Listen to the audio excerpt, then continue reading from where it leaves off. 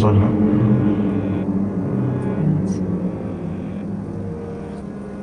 Das ist Papa. Mhm. Weine. Ich will gerne deine Füße. Est-ce que tu fais kilo? On a préféré faire ça, ça. Qu'est-ce que c'est?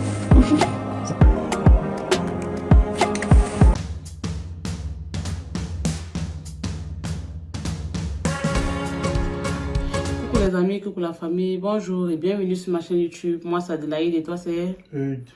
Alors, pour ceux qui ne nous connaissent pas encore, bienvenue sur notre chaîne YouTube. N'hésitez surtout pas à vous abonner, à liker, à commenter et à partager. Alors, aujourd'hui, on vient devant vous avec une nouvelle vidéo qui s'intitule, voilà, le déroulement de mon accouchement. Je vais vous dire franchement, de manière plus simple, vraiment, tous les temps forts, tout ce qui s'est vraiment passé, voilà, comment est-ce que ça s'est déroulé et tout quoi. Donc, voilà, tout a commencé un dimanche. Voilà, 4 septembre, non? Voilà, un dimanche 4 septembre. Nous sommes quittés de la maison parce que moi, j'habite à Wilhelmshaven et j'accouche généralement dans la ville d'à côté, c'est-à-dire à Pharrell. Voilà.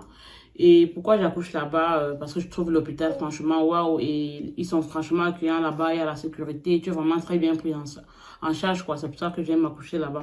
J'ai eu ma première fille là-bas, donc j'ai voulu avoir le second aussi là-bas. Donc c'est question d'expérience aussi en même temps. Voilà. Alors, le dimanche, on quitte la maison. Chez nous ici à Wilhelmshaven, on s'en va à Pharrell. Pourquoi? Parce que j'ai commencé à ressentir des contractions. Et puis, mon mari a dit, c'est mieux que voilà, on y va maintenant parce que à force d'avoir les contractions tout le temps, comme tu les as là, ça va plus tarder, quoi.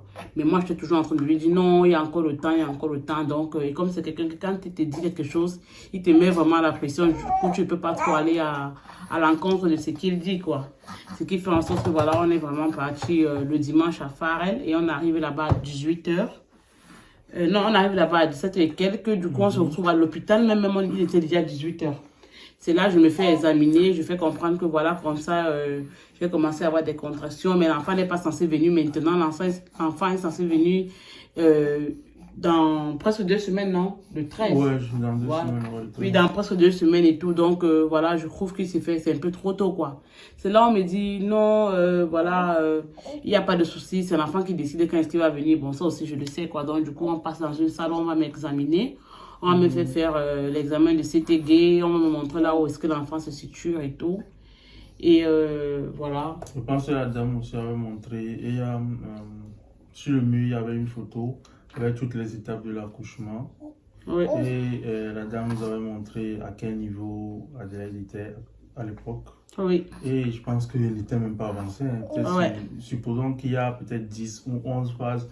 Elle était peut-être seulement à la deuxième phase. À la deuxième phase. Donc, j'avais vraiment, il y avait encore beaucoup de choses il fallait encore attendre, quoi. Ça devait encore mettre un peu long. Donc, du coup, on me... Oui, mais... Mais la dame a dit qu'au final, c'est l'enfant qui décide. Hein.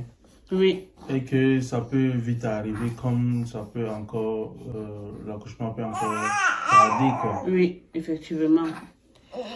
Ce qui fait que je pense, ensuite, quand on a fini de faire le CTG, elle a dit à Adèle que bon, c'est à elle de décider si elle veut, elle peut encore rester.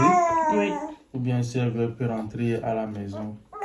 Mais qu'au cas où peut-être elle sent que ça ne va pas, lorsqu'elle décide de rentrer à la maison, qu'à la maison elle sent que ça ne va pas, là elle peut encore revenir à l'hôpital. Et sérieux, moi je suis quelqu'un qui n'aime pas l'hôpital. Donc si j'ai la possibilité de rentrer à la maison, moi je rentre à la maison. Et franchement, c'est vrai que les contractions là, je sentais déjà ça vraiment net, comme on sent que voilà, l'accouchement est proche là au bas du dos, là quand ça me prenait, ça me paralysait vraiment, quoi. Donc je pouvais pas normalement marcher, faire vraiment des pas en tant que tel, parce que ça faisait vraiment mal. Mais quand la dame m'a dit non, tu as encore quand même un peu le temps, moi je sentais que non, j'ai encore un peu le temps parce que je me suis beaucoup plus fiée à la date probable d'accouchement. Donc je me suis dit non, il y a encore le temps, il faut pas venir si tôt quand même après. Et bon, m'a dit que toi là, c'est comme ça, alors qu'on rentre à la maison le jour là, déjà en coup de route comme ça, j'ai encore ressenti des contractions et tout ça. Et à 21h comme ça, c'est là tout a commencé à partir de 21h. Les contractions ont commencé à être un peu plus fortes.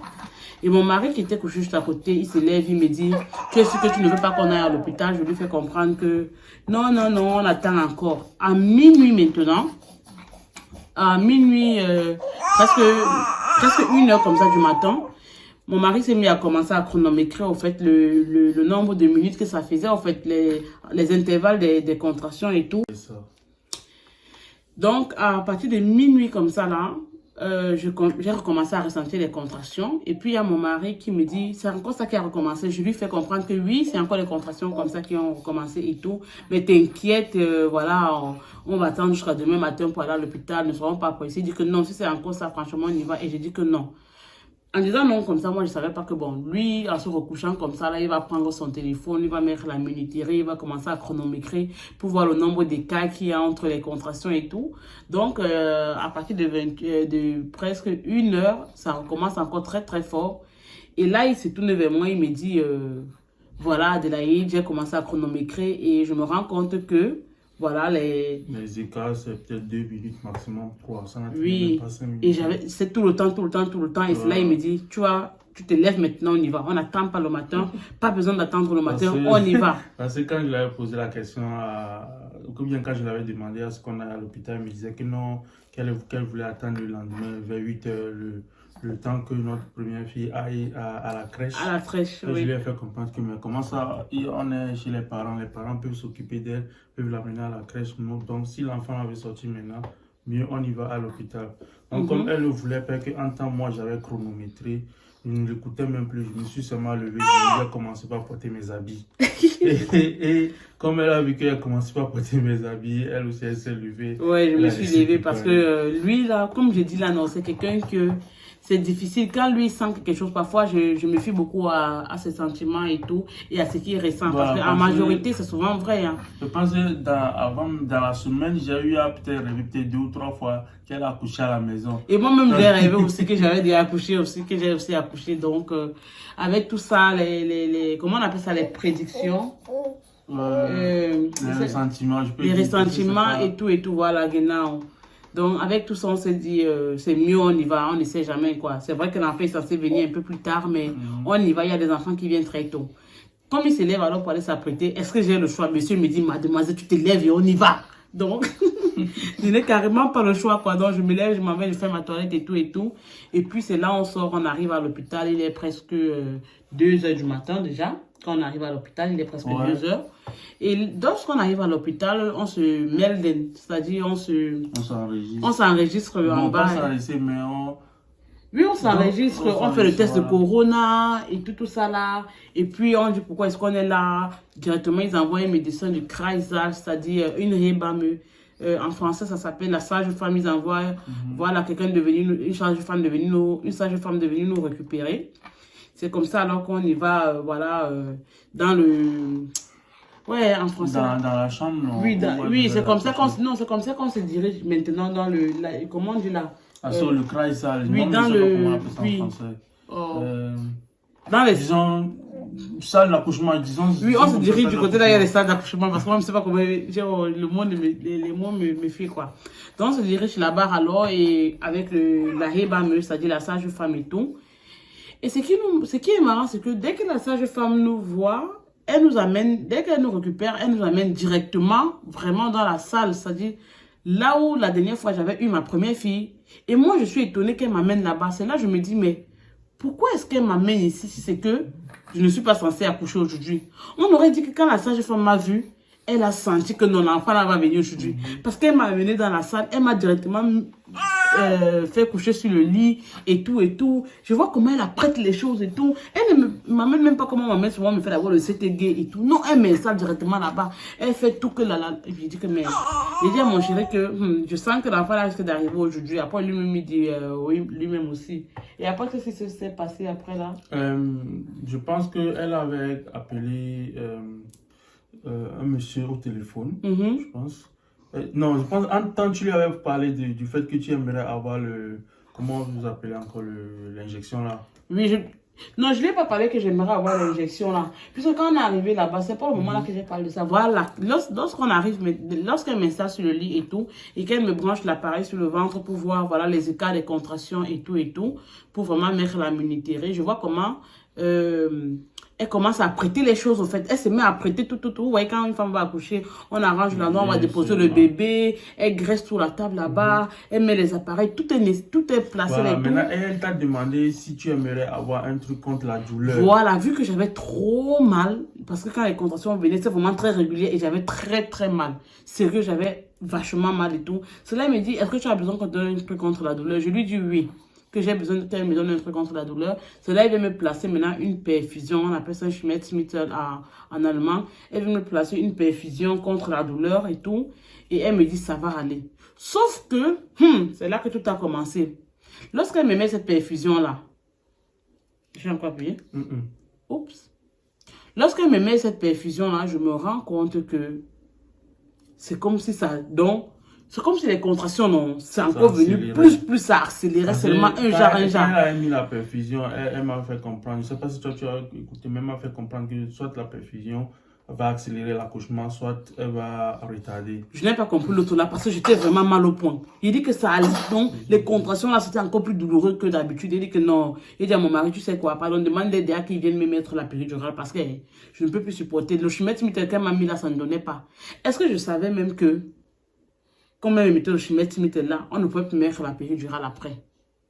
Parce qu'elle a fait comprendre que quand je lui ai demandé qu'elle me mette la péridurale, parce que j'avais déjà signalé quelques jours avant que je voulais la péridurale à l'hôpital, et la dame qu'on avait vue à 18 h avait dit que non, on ne s'inquiète pas, elle a déjà transmis tous les coordonnées, ils savent, ceux qui vont venir me faire accoucher savent que voilà, j'ai besoin de la péridurale et qu'ils vont installer. Or, celle qui, la Hebamie qui est venue nous prendre, c'est-à-dire la sage-femme qui m'a amenée et qui était là avec nous et tout, elle n'était pas au courant. Elle n'était pas au courant, ce qui fait en sorte que quand je lui ai dit que il faut qu'il me mette la péridurale et tout, elle me dit, mais il fallait que je lui dise ça avant, qu'elle là maintenant ne peut plus parce que l'enfant il est en train d'arriver. Il dit à la dame là que j'ai trop mal. J'ai trop mal, je ne peux pas avoir l'enfant là maintenant, avec la douleur sur moi. C'est que je vais mourir. Elle me dit, ouais, on ne peut plus rien faire. C'est là maintenant que... Je pense que quand tu as parlé de péridurale, elle a passé un appel. Parce que je pense que tu avais fait les prises de sang, tout ça, elle avait passé un appel. C'est comme s'il y a un monsieur, bien une dame, bref, il y a quelqu'un qui devrait venir. Mais en tout temps, puisque le travail s'était un peu accéléré, j'ai vu comment elle a passé l'appel et elle a dit à la personne que pas besoin qu'elle vienne. Là, elle m'a fait ça, elle m'a dit que non, que l'enfant est sur le point de sortir, que on n'a pas besoin. J'arrête mon mari comme ça. J'ai dit à mon mari que je ne peux pas accoucher comme ça, là, que ça fait trop mal. Chaque fois que les contractions venaient, j'arrêtais la main de mon mari comme ça. Il dit que je ne peux pas, qu'arrête maman comme ça, que bébé, c'est ça qu'il disait, non. Qu'arrête maman comme ça, là, que chi. Mon mari dit que ouais, on va leur faire comment? Je suis couchée comme ça, là, je lui ai fait que pleurer de douleur. Elle appelle maintenant une autre sage-femme qui devait venir l'aider à pratiquer l'accouchement et tout ça là, à mettre tout en place. L'autre arrive directement et tout. C'est comme ça qu'elle prend mes pieds, elle met sur elle et tout. Et puis elle me dit, voilà, il faut commencer à pousser. Je dis que non, vous n'allez pas me dire que je vais accoucher sans péridurale. Je dis à mon mari que je ne peux plus, que ça fait trop mal, C'est là mon mari me dit, ça va aller, il commence à me réconforter. Je lui demande d'arrêter ma main, c'est comme ça que je sais sa main très fort. Est-ce que j'ai même pas voulu pousser, c'est que l'enfant était déjà là, donc tu pousses même sans vouloir pousser. Donc, et tellement tu ressens, donc je fais, je dis que j'ai crié là-bas à l'hôpital, là, je poussais sans vouloir pousser. Tu vois, parfois on te dit, pousse, ça prend du calme-toi un peu et tout. J'avais tellement mal que non, c'était l'enfant même qui me guidait. Je ne comprenais même plus ce qu'on disait là autour de moi, ce que mon mari disait, ce que le médecin disait, ce que la sage-femme disait. Ça faisait tellement mal. Je dis à mon mari, je n'arrive pas à croire que je suis en train d'accoucher sans péridurale. Donc, dans ma tête comme ça, non, tout devient flou. J'ai l'impression que je suis en train de perdre connaissance au fait pendant que je suis en train de pousser. Et que personne n'est en train de remarquer. Et je suis là tellement faible, on me dit seulement pousse. Et je n'ai pas d'autre choix que de pousser parce que l'enfant est en train de forcer pour sortir. Donc, je me retrouve en train de pousser. C'est comme ça que je pousse, et là mon mari me dit, encore un peu de force, je suis déjà en train de voir la tête. Quand mon mari me dit qu'il est en train de voir la tête comme ça, c'est là que alors je ressens encore la force de pouvoir une fois pousser, parce que je sais que quand on voit déjà la tête et que la tête sort, le reste c'est plus un problème. Donc quand mon mari m'a dit qu'il voit déjà la tête et les cheveux là, j'ai dit que ok, j'ai poussé. C'est comme ça que l'enfant est sorti d'un coup. Mais avec quelle douleur, Seigneur, avec quelle douleur l'enfant est sorti. J'ai souffert. Il dit que accoucher sans péridurale, non, pour moi c'était franchement un enfer. C'était franchement un enfer. Et après que j'ai fini de pousser comme ça, je me rappelle, c'est comme si je suis allée dans les vapes. Parce que je me rappelle plus trop ce qui s'est passé lorsque l'enfant est sorti. C'est comme si j'étais dans les vapes. Donc, je ne sentais plus mon corps. Je ne sentais plus mon corps. Bon, Tu te quand rappelles ce qui s'est la passé? fin est sortie, je pense qu'ils te l'ont donné directement. Hein. Ils te l'ont donné directement. Ok. Et ensuite... Ils ont mis l'enfant directement sur moi. Ok. Et ils t'ont nettoyé. Ils m'ont nettoyé. Je ne me rappelle pas de ça. Et en passant, pour mon premier accouchement, je n'avais pas perdu les os. Ce qui veut dire que je me suis dit, ah, quand je disais à mon mari même que non, on attend encore un peu là et tout, c'est parce que je voulais, au fait, voir si je vais perdre les os. Mais je n'ai pas perdu les os. C'est en poussant pour que l'enfant sorte que j'ai perdu les os. Et moi-même, j'ai senti comment c'est sorti là, toute chaude de façon et tout et tout. C'était blanc. C'était blanc, n'est-ce pas? Comme l'urine. Comme l'urine. Ah, ça. Mais l'urine est transparent au jaunâtre, mais pas blanchâtre, chérie. Parfois, ça dépend. Je t'ai dit. Donc, non, je ne sais même pas, je n'ai pas les mots. Quand on m'a même mis mon enfant sur moi, je n'avais plus de force. Je n'avais carrément plus de force. Sérieux, quoi. J'ai seulement dit, ouais, pourquoi est-ce que pour moi aussi, ce n'est pas le genre que je perds les os. Je perds les os. Et là, on dit, ah, l'accouchement est prêt à déclencher. Pour moi, c'est tout un genre. Pour ma fille, je n'ai pas, j'ai presque pas, si j'ai perdu les os, je ne me rappelle pas. Mais on m'a dit qu'il y a des femmes qui ont très peu d'eau. Et ça peut arriver que parfois, tu peux même uriner comme ça qui est déjà sorti, mais tu ne t'es pas rendu compte, au fait. Pour ma fille, franchement, je ne me rappelle pas avoir perdu les os. Et pour mon garçon aussi. Pour nous, le médecin nous avait bien dit que tu n'avais pas assez de comment on appelle, de liquide amniotique. Ouais.